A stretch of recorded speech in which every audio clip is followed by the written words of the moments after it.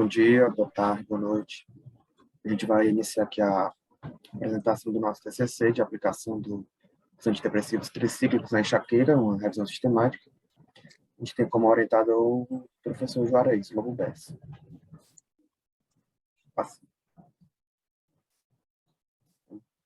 Na introdução, a gente começa um pouco falando da enxaqueca, ou migrânia, que é caracterizada por uma dor intensa, pulsátil, uma cefaleia, né, no caso, né, dor de cabeça primária, de causas multifatoriais, que uma de suas piores coisas é que tem a capacidade de se tornar crônica, né?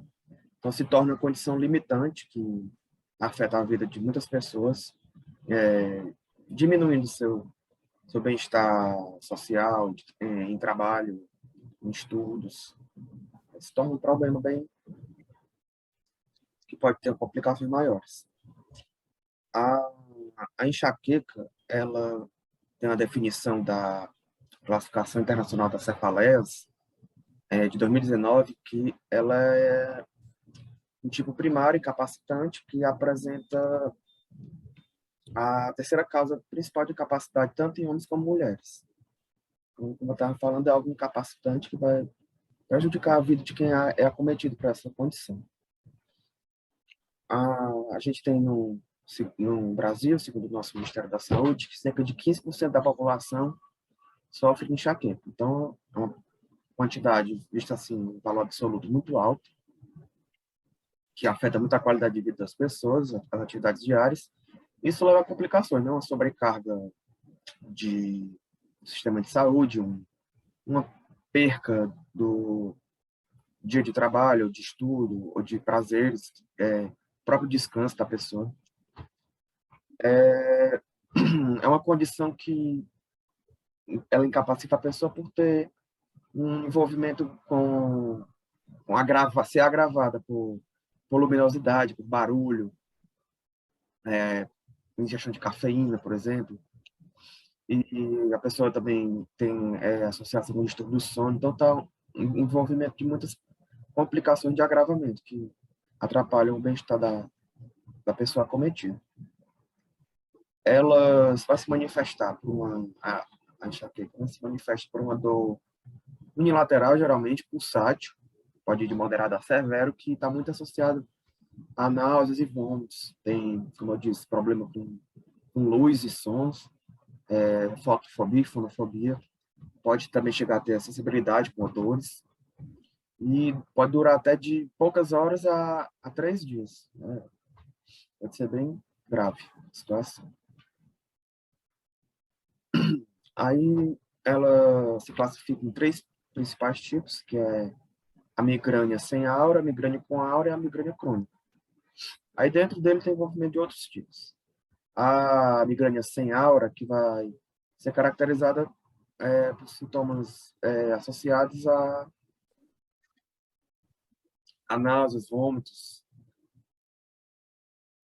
E a com aura é mais caracterizada pelos sintomas neurológicos focais transitórios, que geralmente vem antes da enxaqueca atingir. Então, a pessoa começa a ter aquela, por exemplo, acessibilidade a odores e uma tontura, ou aí ela sabe que daqui a algumas horas ela vai ter a enxaqueca.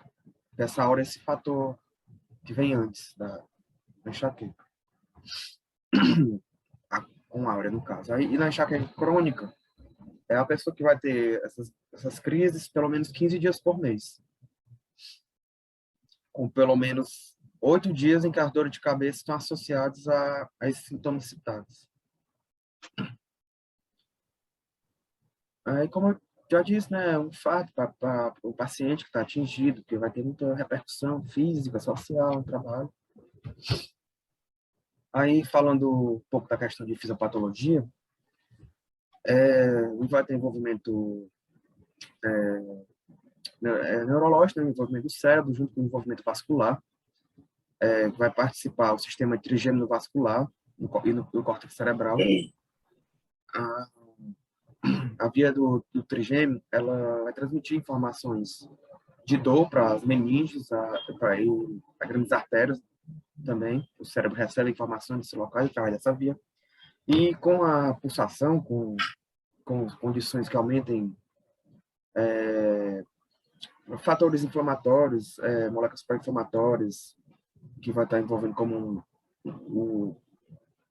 o cafeína, o estresse, a irritabilidade, vai aumentar essa pulsação, vai haver essa compressão nesse sistema neurológico que vai causar a dor, vai transmitir a dor e vai ter essa transmissão em característica pulsátil, né? Tem a ver com a vasculatura pulsante. Isso é uma das hipóteses mais aceitas. Pronto, diagnóstico agora. Sobre o diagnóstico, ele é guiado essencialmente pela anamnese do paciente. A gente tem que ter em mente as características da dor e as condições de melhora e agravo, a sua localização no crânio e os fatores de risco. A enxaqueca é uma condição geralmente hemicraniana de intensidade crescente e pode haver ou não áureas, como já foi citado. Ela é acompanhada quase sempre por náuseas, vômitos, fotofobia, osmofobia, irritabilidade, hiperacusia, e tem uma duração máxima de até 72 horas. Segundo a classificação internacional das cefaleias, a migrânia sem áurea é de pelo menos 5 crises, de dor durante 4 a 3 dias. Isso sem o tratamento ou com tratamento inadequado. A sua localização é unilateral, tem caráter pulsátil, né, como já foi dito, de intensidade moderada a forte. Ela é agravada por atividades físicas, até mesmo as costumeiras. Agravada também por náuseas, por vômitos, fotofobia e fonofobia, como já foi dito. Também, de acordo com a classificação, a gente tem que o diagnóstico da enxaqueca com áurea é a presença de pelo menos 3 de um dos sintomas, mas que possa ser totalmente reversível, como sintomas visuais, sensoriais, linguagem, motor. As características dos sintomas de uma enxaqueca com áurea, eles vão se espalhando gradualmente por 5 ou mais minutos. No mínimo são 2 ou 3 sintomas em sucessão, acompanhados ou seguidos de manifestação de dor enxaquecosa dentro de 1 hora. As manifestações variam entre os acometidos, né? Vai variar de pessoa para pessoa, bem como associações entre elas. Se faz necessário uma boa anamnese. Nessa anamnese, nesse estudo do paciente, é importante que ele tenha um diário de crises para um melhor acompanhamento da dor ou sintomas a elas associados, né? Para que a gente para que fique mais fácil as suas classificações.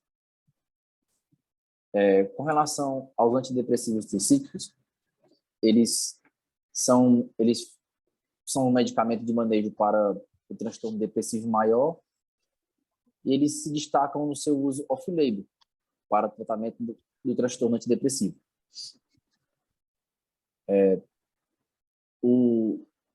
Esse uso off-label também pode ser usado na questão da enxaqueca, que vem mostrando grandes resultados, né? Os antidepressivos tricíclicos, eles foram sintetizados para o tratamento da esquizofrenia. Eram usados como neuroepiléticos e antipsicóticos. Algum tempo depois, que foram vistas as questões antidepressivas dele. No bloqueio da recaptação de serotonina e noradrenalina. Com relação à farmacocinética dos antidepressivos tricíclicos, a gente tem uma boa absorção, em torno de 40% a 70%. Eles possuem meia-vida longa, fazendo que seja administrado pelo menos, somente uma vez ao dia. E preferencialmente à noite, né? Porque, como já foi dito, eles têm efeitos sedativos. Eles são exatamente metabolizados pelos glicuronídeos, pela hidroxilação e pela hidroxilação aromática e a desmetilação, sendo apenas 5% excretado na urina, ou seja, tem uma boa absorção. Eles são encontrados relacionados mais com o sistema CYP2D6, sendo substancialmente influenciados pelos níveis séricos desse sistema. E eles têm uma grande interação com a fluoxetina. Sobre a farmacodinâmica, o nome já é bem sugestivo, né? Ele tem 3 anéis, ele tem 3 anéis aromáticos com amina secundária ou terciária. E dependendo da localização dessa amina, ele vai ter seus efeitos benéficos e os efeitos colaterais. Mas, de geral, ele vai estar bloqueando a recaptação de serotonina e a norepinefrina. Ele consiste em diferentes estruturas, né, de amina, as suas variações. E, como já foi falado, esses efeitos dele podem atuar em diferentes neurotransmissores, os quais vão atingir, além de bloquear a recaptação, nos terminais pré-sinápticos, antagonizando os receptores alfa-adrenérgicos, alfa-1 e 2, muscarínicos e histamínicos. Com relação à psicofarmacologia, além das suas funções antidepressivas sobre a serotonina e a noradrenalina, esta classe de antidepressivos, elas trazem ações farmacológicas indesejáveis. Os bloqueios dos receptores colinérgicos, muscarínicos, nos receptores histamínicos, como já foi dito, nos alfa-adrenérgicos e também nos canais de sódio sensível à voltagem. A ação antihistamínica, com o bloqueio dos receptores histamina H1, ela pode provocar um ganho de peso. Na ação colinérgica, com o bloqueio dos receptores colinérgicos, muscarínicos e M1, pode provocar visão turva, boca seca, retenção urinária, constipação intestinal. Nos bloqueios dos receptores alfa-1, adrenérgicos provocam a hipotensão ortostática, tontura. Nos bloqueios dos canais de sódio sensíveis à voltagem, em grandes dosagens, ele pode estar atingindo mais especificamente o cérebro e o coração. Em superdosagem, pode ser a causa de convulsões e coma. Pode levar a arritmias, paradas cardíacas e até a morte. É uma medicação de utilização no transtorno depressivo que vem sendo colocada em segunda linha, devido a esses grandes efeitos colaterais. Esses efeitos colaterais, eles podem estar sendo usados de forma benéfica. No caso de um paciente com baixo peso, né, e agitação, você pode estar usando eles que, de acordo com os bloqueios dos receptores histamínicos, o paciente pode estar ganhando peso e tendo uma sonolência. Agora o pessoal vai dar continuidade aí falando da dor neuropática. Como o Paulo estava falando, né, como essa classe de medicação vai ter muitos efeitos assim fora de uma linha fixa, né? Muitos efeitos colaterais, por assim dizer, por ter várias ligações com vários receptores, eles se tornam uma droga que tem vários usos. Começou com esquizofrenia, transtorno depressivo, transtorno obsessivo, e é uma das drogas, assim, dentre as melhores para a questão de dor neuropática, que no caso entra em enxaqueca, né? Que é uma dor neuropática, uma dor que causa dor direto no nervo, né? Por assim dizer.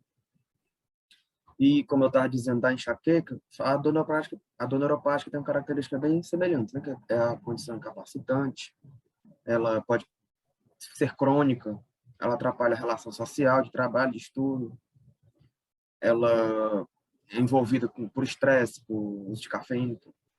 Tem essa relação bem próxima, né?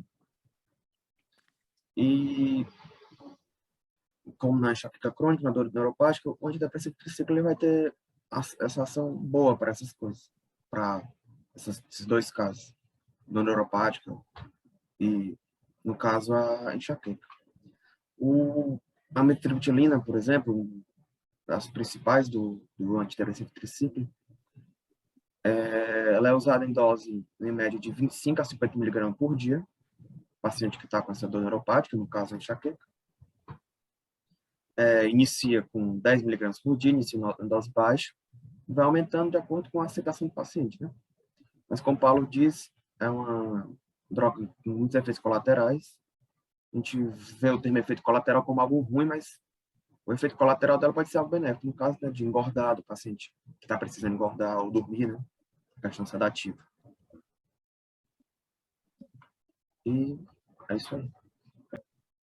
Os nossos objetivos, né, com o estudo que a gente fez, foi justamente criar uma revisão sistemática, né, através de artigos de pesquisa, revisão bibliográfica, voltados aos assuntos de antidepressivos, dos efeitos antidepressivos específicos sobre a enxaqueca, né, do tratamento, né.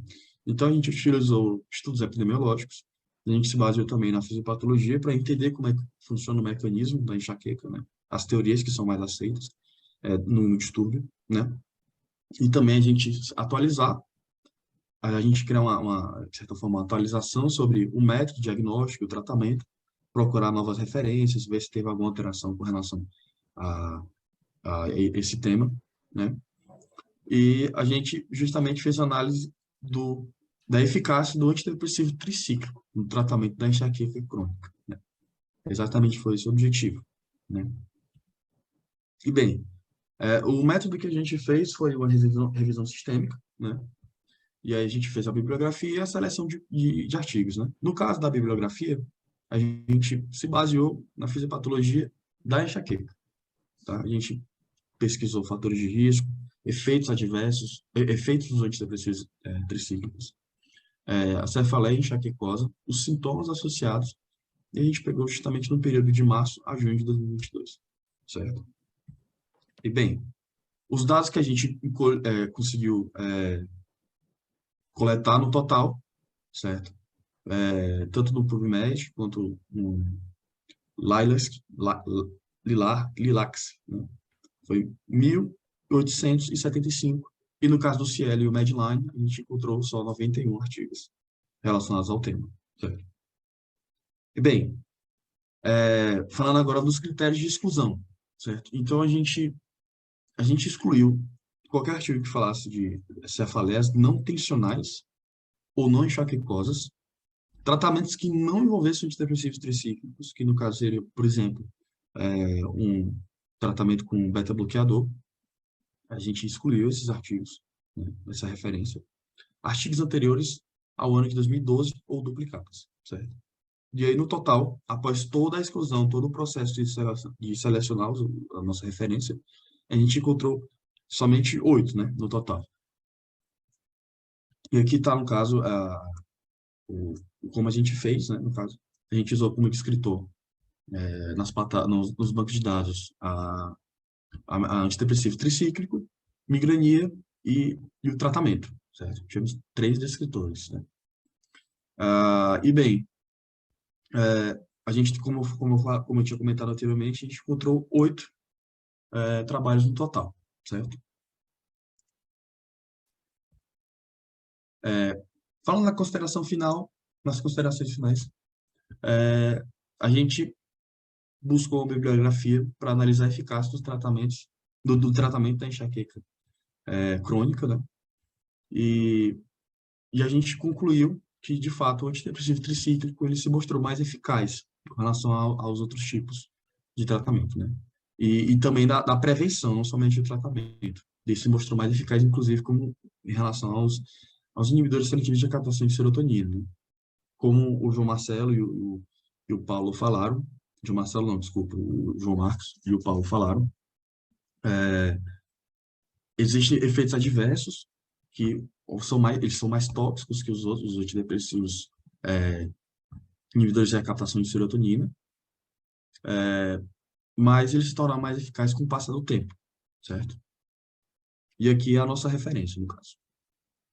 Vou passar aqui.